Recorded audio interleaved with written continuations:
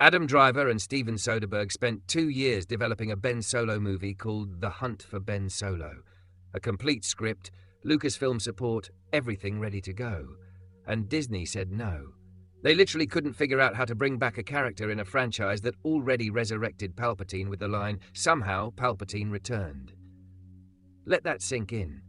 Today we're exploring what could have been, and, more importantly, the legitimate ways Ben Solo could return to Star Wars. Because here's the thing, his story isn't finished. Not by a long shot. Let's talk about what we just lost. Driver recently confirmed in an interview that he's been wanting to return to Star Wars since 2021, when Kathleen Kennedy reached out. He teamed up with Soderbergh and screenwriter Scott Z. Burns, the guy who wrote the Bourne Ultimatum, and they created what Driver calls one of the coolest scripts he's ever read. The film would have picked up after the rise of Skywalker, exploring Ben Solo's path to redemption. Think about it. We got maybe 5 minutes of redeemed Ben on screen. 5 minutes.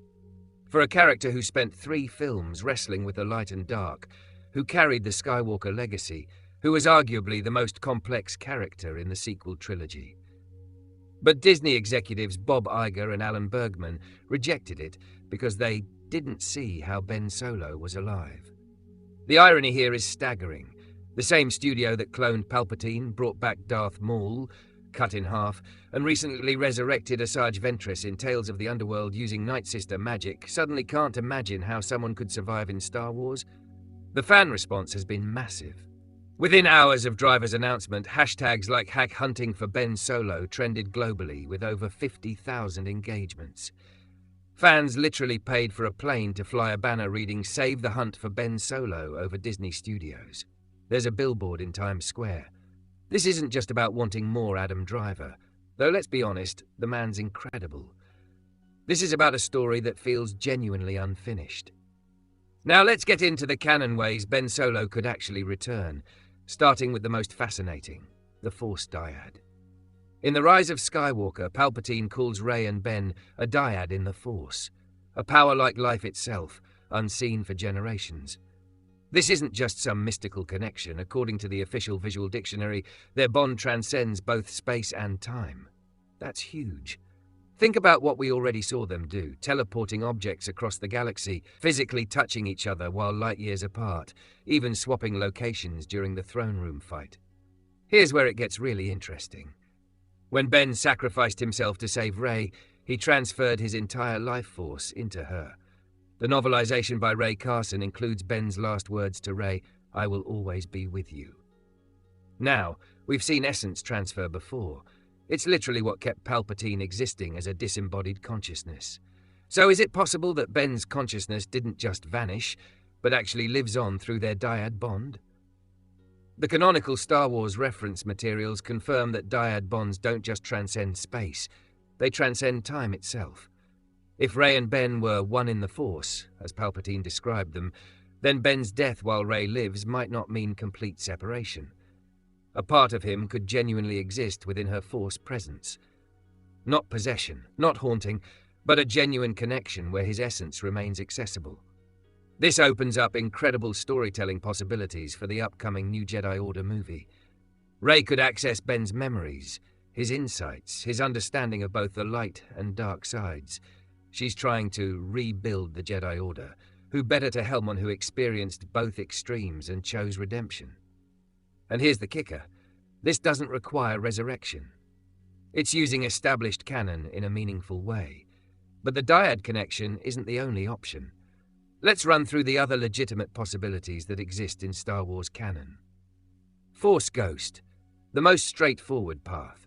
Look, we never saw Ben's Force Ghost at the end of Rise of Skywalker, but his body did vanish, just like Obi-Wan, Yoda, and his own grandfather, Anakin.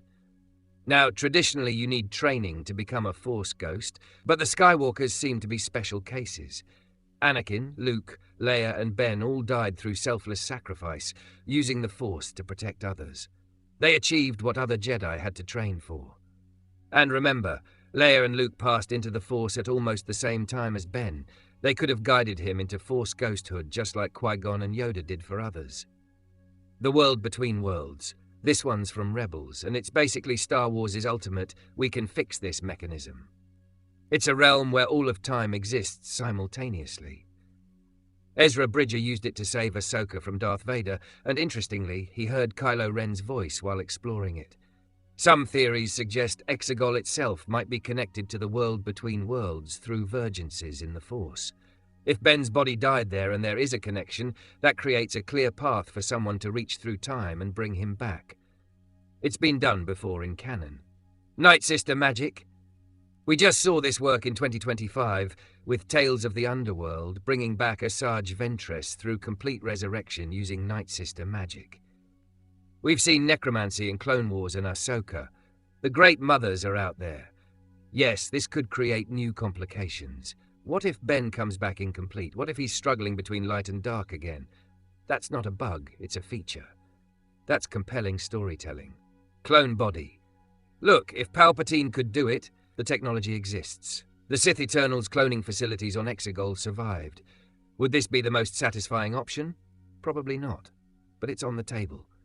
Here's why Ben Solo's return isn't just fan service, it's necessary for Star Wars' future. First, the character work. Adam Driver brought incredible depth to Kylo Ren and Ben Solo. He's one of the finest actors Star Wars has ever had, and we barely scratched the surface of redeemed Ben. The sequel trilogy covers maybe a year of story time. We have no idea what turned Ben Solo into Kylo Ren beyond glimpses in comics. We don't know his full training with Luke. We don't see him wrestling with his legacy as grandson of both Darth Vader and Padme Amidala. There are years of story to tell. Second, the thematic resonance. Star Wars is fundamentally about redemption, but here's the problem. It only shows redemption through death. Anakin redeems himself and immediately dies. Ben redeems himself and immediately dies. But what does redemption through life look like? What does atonement actually mean when you have to live with your choices? That's a story Star Wars has never properly told, and Ben Solo is the perfect character to explore it. Third, Rey's story needs it. She's building a new Jedi Order, but she's doing it alone.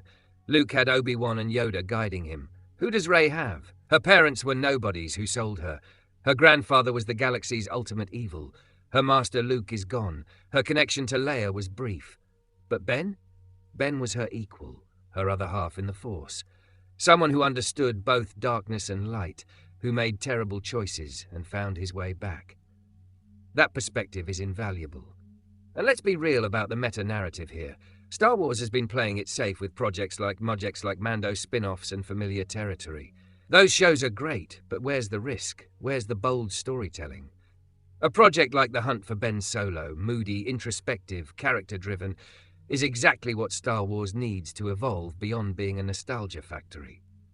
Look, The Hunt for Ben Solo might be officially dead, but Ben Solo's story doesn't have to be. The tools exist in canon.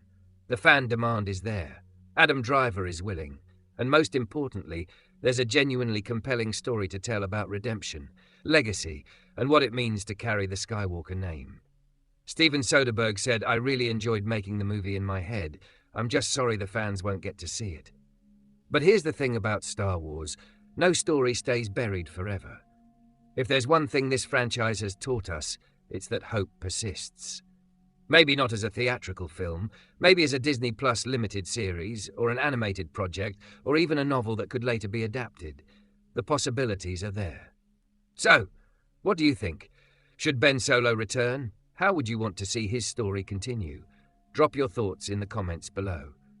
And if you want to see more Star Wars deep analysis, thorough analysis, make sure you're subscribed and hit that notification bell. Thanks for watching, and remember, no one's ever really gone. May the Force be with you.